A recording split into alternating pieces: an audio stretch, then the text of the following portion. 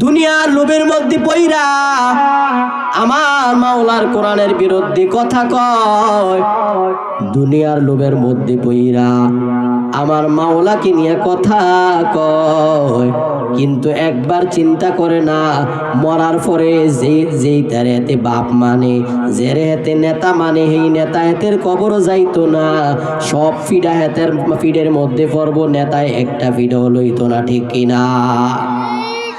দুনিয়ার মধ্যে নেতা মানে, দুনিয়ার মধ্যে নেতা মানে, নাস্তিক নেতা মানে, তাহলে আমরা কোন দেশের মধ্যে বসবাস করতেছি? আমরা তো খালি খাই আর ঘুমাই,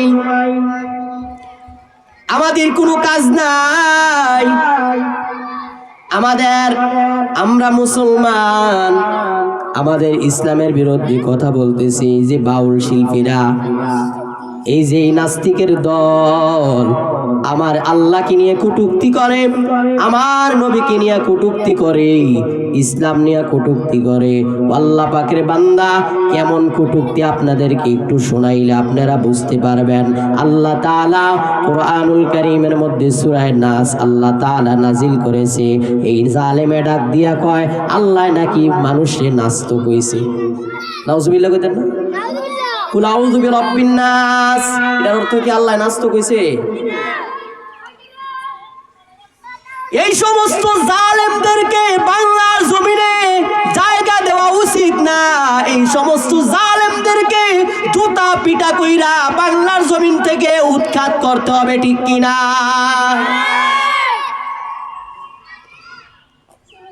যারা বলে কোরআনের বিরুদ্ধে যারা কথা কয়, যাদের আল্লাহ তাআলার বিধান যাদের পছন্দ হয় না, ও নিবু খারামের গোষ্ঠী, তোরা এখনো কেন আল্লাহ তাআলার জমিনের মধ্যে রয়েছ? তাড়াতাড়ি করে বের হয়ে যা। ও মুসলমান, বলেন, যে জমিনের মধ্যে দাঁড়ায়া দাঁড়ায়া আল্লাহর বিরুদ্ধে কথা কয়, নবীর বিরুদ্ধে কথা কয়, এই জমিন থেকে যাওয়ার কোনো রাস্তা আসেনি? কথা কোন আছে? আল্লাহ পাকের বান্দা, যেই দিকে যাইবা, কোন দিকে যাও রে যুবক?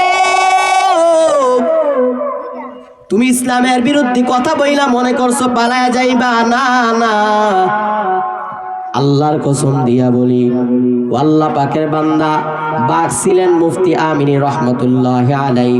উনি মারা গেছে, কিন্তু ওনার সন্তানেরা এখনো পর্যন্ত জীবিত রয়েছে। আল্লাহ পাকের বান্দা আমাদের বাক ছিলেন ও আল্লাহ পাকের বান্দা আল্লামা আজিজুল হক রহমতুল্লাহ আলাইহি, আল্লামা জুনায়েদ বাবুনগরী রহমতুল্লাহ আলাইহি, ফজলুল হক আমিনী রহমতুল্লাহ আলাইহি, সৈয়দ ফজলুল করিম রহমতুল্লাহ আলাইহি। যাদের একটা হুঙ্কারে নাস্তিক বেঈমানের চেয়ারগুলা থরথর করে কাঁপতো, মনে করছে এরা দুনিয়া থেকে বিদায় গেছে, এদের সন্তানরা কিছুই করতে পারবে না, মনে করছে জঙ্গল খালি হয়ে গেছে। না না, বাঘরা চলে গেছে, কিন্তু বাঘের হুঙ্কার, বাঘের বাচ্চারা যায় নাই। বাঘেরা চলে গেছে, কিন্তু বাঘের সন্তানরা আল্লামা মামুনুল হক এখনো পর্যন্ত জীবিত আছে। যদি তোমাদেরকে একদিন আলেম ওলামারা, ও নাস্তিকের দল, চিন্তা ভাবনা করে কথা বলো, যেই ইসলাম নিয়ে কটূক্তি করা, যেই বেঈমানরা আমার নবীকে নিয়ে কটূক্তি করতেছে, আমার নবীর ইসলাম আর নবীর রক্ত ঝরানো ইসলাম নিয়ে কটূক্তি করতেছে, আমার নবীকে গালি দেয়, কোরআনের বিরুদ্ধে কথা কয়, ইসলামের বিরুদ্ধে কথা কয়, ও জালেমেরা, তোমরা সাবধান হয়ে যাও। তোমাদেরকে যেদিন আমরা আলেমেরা বাঁশের লাঠি রয়ে রাস্তার মধ্যে নামবো, তোমাদের একটা কেউ সার দেওয়া হবে না। তোমাদের দাদা নাতি, তোমাদের দাদারা নানারা তো ফালাইতে পারছে, কিন্তু তোমরা কখনো বাংলার জমিন থেকে ফালাতে পারবা না। ফিডা খাইয়া বাংলার জমিনের মধ্যে মরা লাগবে, ঠিক কিনা? ও জালেম, যে আল্লাহর জমিনের মধ্যে আল্লাহর দেওয়া বাতাস, আল্লাহর দেওয়া পানি বুক করো, আল্লাহর দেওয়া নাজ নেয়ামত বুক করো, সে আল্লাহর বিরুদ্ধে কেন কথা কও? কিছুই না, শুধু টাকা। শুধু কি কথা কন? শুধু কি? শুধু টাকা, আর কিছুই না। আল্লাহ পাকের বান্দা, এজন্য কয়দিন আর এই দুনিয়াতে বাঁচবা? এই দুনিয়ার মায়া ছেড়ে দাও। এই দুনিয়ার মায়া ছেড়ে দাও। আল্লাহ পাকের বান্দা, কয়দিন আর এই দুনিয়াতে বাঁচবা? এজন্য ইসলামের বিরুদ্ধে যারা কথা কয়, আমার নবীর বিরুদ্ধে যারা কথা কয়, আমরা যদি মুসলমান হয়ে থাকি, আমরা মায়ের থেকে বিদায় নিতে হবে। আর বলতে হবে, ও মা, যে জালেম আমার মায়ের নবীর বিরুদ্ধে কথা বলেছে, যে জালেম আমার ইসলামের বিরুদ্ধে কথা কয়, যে জালেম আমার কোরআনের বিরুদ্ধে কথা কয়, কাফনের কাফন নিয়ে আমার রাস্তার মধ্যে নাইমা গেলাম, ওই জালেমকে যতক্ষণ পর্যন্ত কুত্তার নাস্তা না বানাতে পারবো, কাইটা কাইটা ওই জালেমকে যতক্ষণ পর্যন্ত জবাই করে টুকরা টুকরা করে যতক্ষণ পর্যন্ত কুত্তার নাস্তা না বানাতে পারবো, ওই জালেমকে কুত্তার নাস্তা না বানানো পর্যন্ত আমি মা এই যে কাফন পরে রেডি হয়ে গেলাম। আমার নবীর বিরুদ্ধে যারা কথা বলেছে, ইসলামের বিরুদ্ধে যারা কথা বলেছে, এদের বিচার করে আমি ঘরের মধ্যে ফিরে আসবো, ঠিক কিনা? এটা হলো আশিক রাসূল। আর আমরা তো ঘরের মধ্যে বয়া বয়া গরুর গোশত খাই, দুনিয়ার মধ্যে কি হয় জানি না। কথা বলে ঠিক কিনা? দুনিয়ার মধ্যে কি হয় আমরা জানি না। দুনিয়ার মধ্যে আমরা তো থাই ভিতরে, বাইরে কি হয় এটা তো জানি না। তোমরা ঠিক কইলেও ঠিক, না ঠিক না কইলেও ঠিক। আমি যেটি কইছি এটি স্বীকার করলো বাস্তব, না করলো বাস্তব। এই জন্য ভাইয়ারা আমার, এরা এমন করে কেন? শুধু টাকা, শুধু টাকা, আর কিছুই না। ও মুসলমান, যেই দুনিয়ার পিছে তুমি আমি পাগল হয়ে ঘুরতেছি, যেই দুনিয়া লইয়া আমরা পাগল, যেই দুনিয়া লইয়া তুমি পাগল, আল্লাহ পাকের বান্দা একবারও কি চিন্তা করছেন এই দুনিয়া, যেই দুনিয়া দুনিয়া দুনিয়া দুনিয়া করতেছি আমরা, এই দুনিয়া থেকে আমরা একদিন চলে যেতে হবে। এই দুনিয়া আমাদেরকে আপন করে নেয় না। এই দুনিয়া আমাদের কি মরণের পরে আমাদের কি দুনিয়া লাথি মেরে তাড়ায় দিবে, আর তোমাকে দুনিয়ার মধ্যে রাখা হবে না। আল্লাহ পাকের বান্দা, দুনিয়ার মধ্যে তুমিও দুনিয়ার থেকে চলে যাইবা, আমিও চলে যাব। চলে যাওয়ার আগে আমাদের জীবনটাকে আমরা সুন্দর করতে চাই। চলে যাওয়ার আগে আমাদের জিন্দেগিটাকে আমরা সুন্দর মতন ফুলের মতো সাজাতে চাই। কেমনে সাজাবো? আমাদের জীবনটাকে ফুলের মতো যদি সাজাতে চাই, তাহলে আমার নবীর সুন্নত দিয়ে আমাদের জীবনটাকে সাজাইতে হবে। আল্লাহ তাআলার কোরআন দিয়ে আমাদের জীবনটাকে সুন্দর করতে হবে। ও আল্লাহ পাকের বান্দা, আল্লাহ তাআলার হুকুমগুলা সুন্দরভাবে আদায় করতে হবে। আল্লাহ তাআলার হুকুম হলো 5 ওয়াক্ত নামাজ পড়া। আল্লাহ পাক রব্বুল আলামিন বলে, বান্দা 5 ওয়াক্ত নামাজ পড়ো।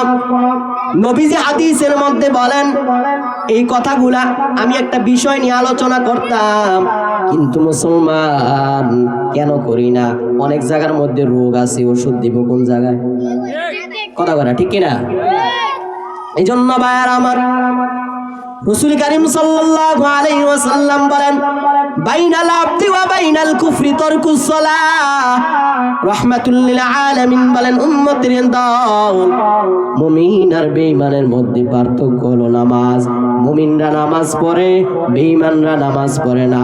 কিন্তু মুসলমান, এই যে আমাদের সমাজে আজকে দেখেন আসরের নামাজ হইছে, যদি মুসলমান সঠিক মুসলমান থাকতো তাহলে নামাজগুলা বাদ দিত না। জুমার দিন দেখবেন, আজ তো জুমার দিন গেছে নাকি? জুমার দিন দেখবেন মুসলমান, জুমার দিন কেন এত মানুষ আসে? কারণ হচ্ছে ওই যে মেহরাবের মধ্যে জেলাফির বস্তা দেখছে, এই জন্য আসে। কথা বলা ঠিক কিনা? নামাজের পরে সুন্নত অনেকে পড়ে না, জোতা লয়ে দূর কয় কেন পড়ে না? দেখবেন মাঝে মাঝে বইয়া থাকে, কিও চাচা আপনি বইয়া রয়েছেন কা? কয় বাবা 2-4 রাকাত নফল নামাজ পড়লে তো সোয়াব আছে। সোয়াব আছে না সিন্নি আছে? কথা বলা, সোয়াব আছে না সিন্নি আছে? আমি যেটি কই একবারে তিতা লাগুন না কথা, কেউ মানলে মানুক না মানলে নাই, আমার দায়িত্ব আমি পালন করি। কেন? কারণ হচ্ছে যে আলেম যারা কথা বলে ময়দানে মাঠে যারা কথা বলে, এরা যদি ইসলামের সঠিক কথাকে হক কথাকে তুলে না ধরতে পারে, তাহলে এর জিহ্বাটা কিয়ামতের দিন আল্লাহ তাআলা জাহান্নামের কেচি দ্বারা কেটে দিবে। তাহলে অনেক মানুষ আছে, অনেক ইমাম আছে, সভাপতির ডরে মসজিদের মধ্যে সভাপতি সুদ খায়, অধিকাংশ মসজিদের সভাপতি সেক্রেটারি এখন ঘুষখোর। কয় না কি আরে হেতার চাকরি ছুটে যাবো, মানে কথা কথা ঠিক কিনা? এর লেগে কয় না।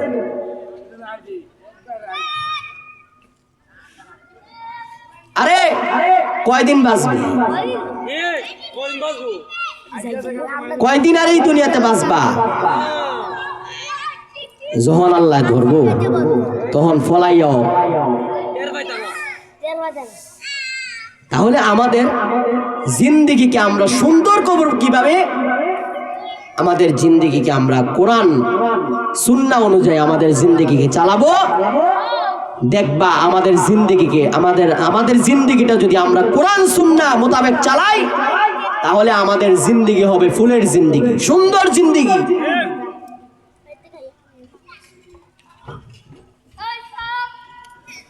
হ্যাঁ, আল্লাহ আমাদেরকে হেদায়েত দান করেন। ভাইরা আমার, আমি আল্লাহ পাক রব্বুল আলামিনের কালাম থেকে একখানা আয়াতে কারিমা তিলাওয়াত করেছি। রব্বুল আলামিন কোরআনুল কারীমের মধ্যে বলেন, আজ কিছু আমলের কথা কই। আল্লাহ তাআলা বলেন, ইন্নাল্লাহা ওয়া মালাইকাতাহু ইউসাল্লুনা আলান নবী ইয়া আইয়ুহাল্লাযীনা আমানু সাল্লু আলাইহি ওয়া সাল্লিমু তাসলিমা। আল্লাহ পাক রব্বুল আলামিন বলেন, নিশ্চয় আমি আল্লাহ তাআলা এবং আমার ফেরেশতারা আমার মায়ের নবীর উপরে দরুদ শরীফ প্রেরণ করি।